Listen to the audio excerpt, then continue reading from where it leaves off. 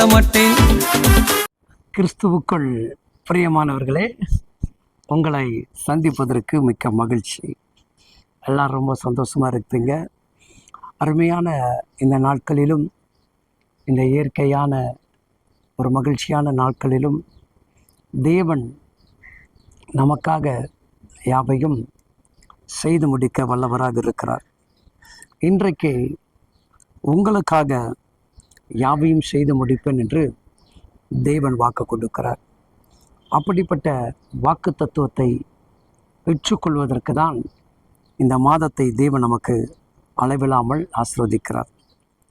சங்கீதம் 138 அதிகாரம் 8 வசனங்கள் இவ்விதமாக சொல்லுகிறது. வாசிப்பதை கேளுங்கள்.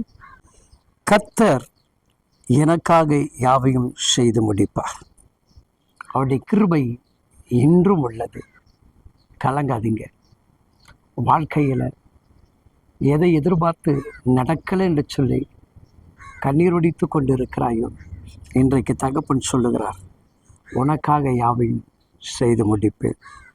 இஸ்ரவேல் ஜனங்களுக்காக சிங்காசனத்தை விட்டு எழுந்து அவர்களை தேவன் விடுவிக்கும்படியாக, தேவ மகிமைகள் வெளிப்படும்படியாக சிவந்த சமுத்திரத்தையே 2 நமக்காக பிளந்தவர்.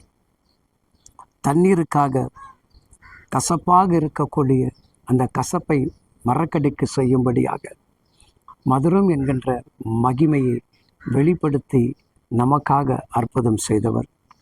கானா ஊர் கல்யாணத்தில் குறைவுபட்ட இடத்துல மகிமையுள்ள திராட்சரசத்தை ஏற்படுத்தி அற்புதத்தை நிலைநாட்டின தேவன் இன்றைக்கு உங்களுக்கும் இவ்விதமான அற்புதங்கள், இவ்விதமான அதிசயங்கள் இந்த ஆண்டு கர்த்தர் நிறைவேற்றி கொடுப்பார்.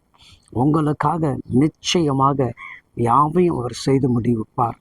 செய்து முடிப்பது மாத்திரமல்ல, மற்றவர்களுக்கு முன்பாக உங்களை இன்னும் இன்னும் அதிகமாக அவர் ஆசீர்வதிப்பாராக. ஆமேன், ஆமேன்.